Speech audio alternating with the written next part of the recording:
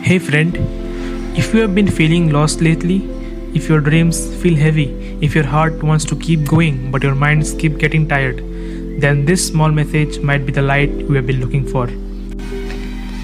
Let me tell you a story from the Bhagavad Gita. There was once a great warrior named Arjuna, strong, brave, full of talent. Everyone thought he would win any battle. But one day, right before a big war, Arjuna put his bow down and cried.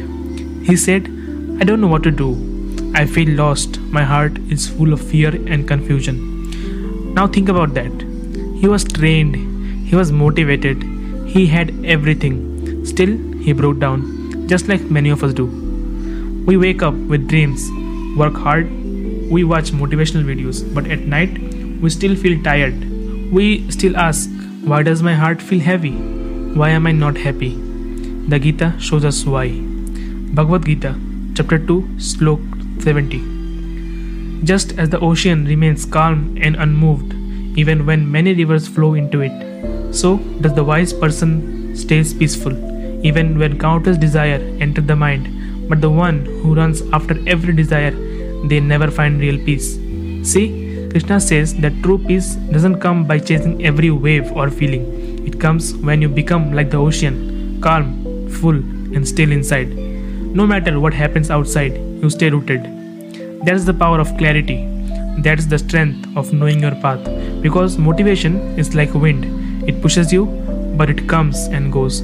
But clarity, real understanding of who you are and what your path is, that stays like a mountain. It keeps you strong even when storms come. Now, to further simplify this topic, there are two human behaviors you need to fix right now to attain clarity in your life and stand strong like the mountain in the storms. Problem 1. Overthinking. How does overthinking leads to distraction? You sit down to work, but your mind says, what if I fail? What should I be even doing this? Am I good enough? What if others go ahead of me? Will people care about me? Is this even my purpose? And before you begin, you are already tired. Not physically, but mentally. Because your mind is not in the present. It's running loops in the past and fears about the future. You might think this is normal, but this constant questioning is not a sign of depth. It's a sign of mental clutter. When the mind talks too much, the soul becomes quiet, and when the soul becomes quiet, clarity disappears. You start to scroll endlessly. You jump from one video to another, one idea to another. You keep changing plans, rewriting goals, and doubting every step. This is how overthinking becomes the birthplace of distraction. Now that if you really want to change your plans, please do make sure that you have a perfect reason for that. I am pointing these things out because most of them change their plans either due to the influence of their mood or simply you just feel like it's not worth it. That's the problem. That's what Krishna says. But the one who runs after every desire, they never find real peace. So now that you have figured out the problem, what might be the solution? Well, the Gita never tells you to control your thoughts. It says, fix your buddhi on me. Bhagavad Gita, chapter 2, slok 41. A person with steady intelligence walks one clear path, but one with scattered thought is pulled in 1,000 directions. Krishna says, don't fight each thought, just center your mind on what's true, eternal and unshaken. Now, that truth could be achieving your exams with top ranking, sticking to your business until you make something out of it, or something like you will dedicate most of your time to the devotional service from now on. If we speak in short, overthinking isn't a thinking problem, it's a connection problem. When you reconnect with your deeper self, your dharma, your essence, the noise fades and clarity begins. But overthinking also has a strong pillar on its side, which forces us to fall into the same trap repeatedly, resulting in quitting or diverting our minds from one task. That pillar is problem 2. Attachment to the results. This is the most common problem and the center of attraction of all distractions one can face.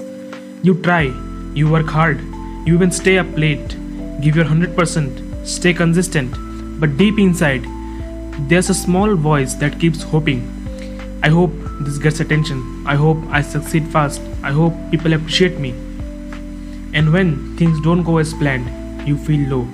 Not because your effort was weak, but because your heart was secretly tied to an outcome. This attachment to results, even if invisible, is like holding a kite string that's tied to your emotion. When the result is high, you feel amazing. When it crashes, so do you. That's the only problem you're facing with yourself, and you have already figured out the solution. How? Let's go through what Krishna says. Bhagavad Gita, chapter 2, verse 38.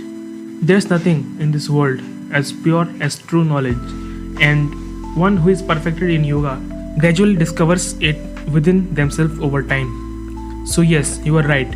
We do our studies, we work hard in business, we even push ourselves in our job because we want something out of it, maybe good marks, more money, or a promotion. And that's where we quietly get stuck, because without even knowing, we tie ourselves to one fixed result. We tell ourselves, I'll be happy when only this happens. But what if it doesn't happen? Or what if it takes longer than we thought? Then what happens to our peace, our focus, our joy? That's the problem. We're not working just to work. We are working with a rope tied on our own hopes, and when that hope pulls, it hurts. So what do? We untie the rope. We stop working just for the results, and we start doing our work, our study, our job, our dream as an offering. Like a flower we give to God. We say, Dear Krishna, this is my best effort. I give it to you. Whatever comes, I trust you. Now your mind becomes light. You don't fear failure. You don't rush success. You just walk your path with peace. This is what the Gita means when it says, there is nothing as pure as true knowledge, because real knowledge is not in books. It's in understanding how your own mind gets trapped and freeing it. And that freedom, it comes the moment you start living in the present, without fear of failure and with full love for the work you are doing right now. That's not just smart, that's spiritual. So now you know the clarity you have been searching for. It's not in doing more or thinking harder or running faster.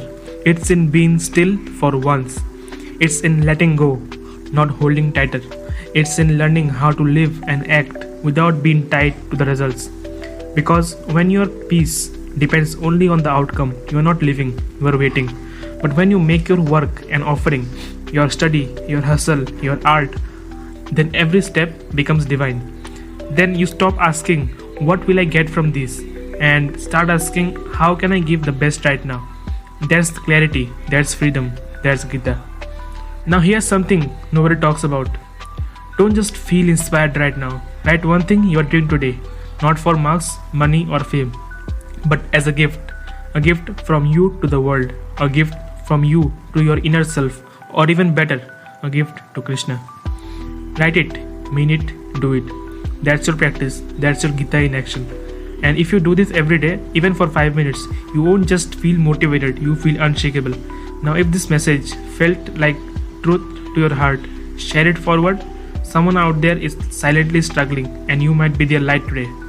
And if I'm wrong somewhere, please do correct me. Until then, stay steady, stay clear, stay connected.